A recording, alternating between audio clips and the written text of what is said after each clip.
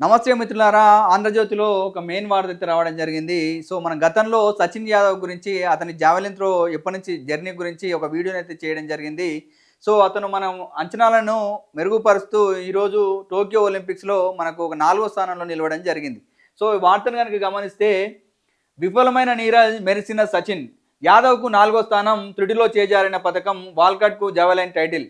Javelin వీరుడు నీరజ్ చోప్రా ప్రపంచ athletic ఛాంపియన్షిప్లో నిరాశపరిచాడు. Defending champion హోదాలో బరిలోకి దిగిన నీరజ్ టైటిల్ నిలబెట్టుకోవడంలో విఫలమవడమే కాకుండా కనీసం పోడియం ఫినిష్ కూడా చేయలేకపోయాడు.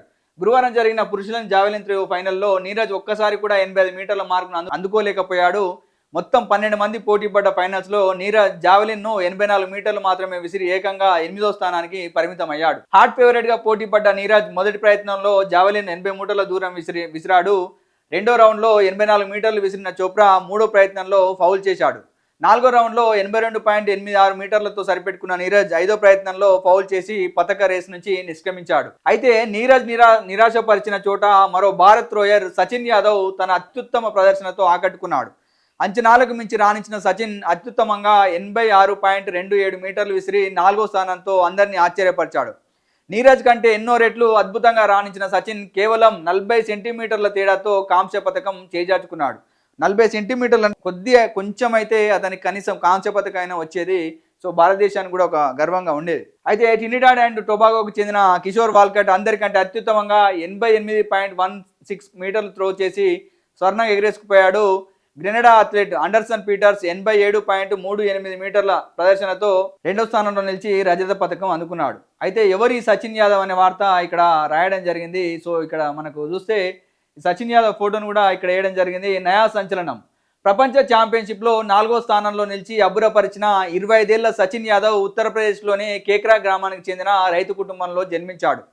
6 అడుగుల 5 అంగుళాల పొడవున్న సచిన్ చిన్నప్పుడు ఫాస్ట్ బౌలర్ కావాలనుకొని ఆ దిశగా అడుగులేశాడు. కానీ 19 ఏళ్ల వయసులో సందీప్ యాదవ్ అనే అథ్లెట్ మార్గదర్శకత్వంలో జావెలిన్ త్రోను కెరీర్గా ఎంచుకున్నాడు.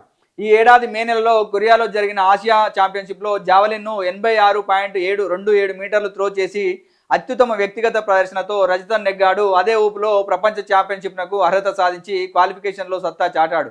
ఫైనల్లో నీరజ్ చోప్రా, వెబర్, జాకబ్ వాద్లెచ్, అర్షద్ నదీం లాంటి స్టార్లు తడబడిన చోట వారిని మించిన ప్రదర్శనతో ఆకట్టుకొని ఇప్పుడు జావెలిన్ త్రోలో నయా సంచలనంగా మారాడు.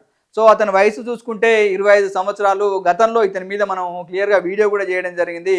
సో ఫ్యూచర్లో ఒలింపిక్స్లో ఇప్పుడు మనకు ఒక ఏదైనా మెడల్ వచ్చే అవకాశం ఉందంటే అది సచిన్ యాదవ్ ద్వారానే మనం జావెలిన్ త్రోలో ఒక మెడల్ చూడొచ్చు. సో ఇప్పుడు ఇందులో చూసుకున్నా కూడా దాదాపు కాంస్య పథకం రేసు వరకు వెళ్ళి త్రుటిలో పోగొట్టుకోవడం జరిగింది.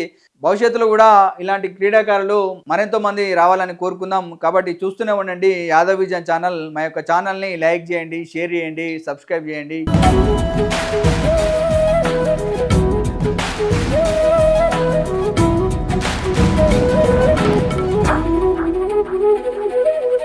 Ah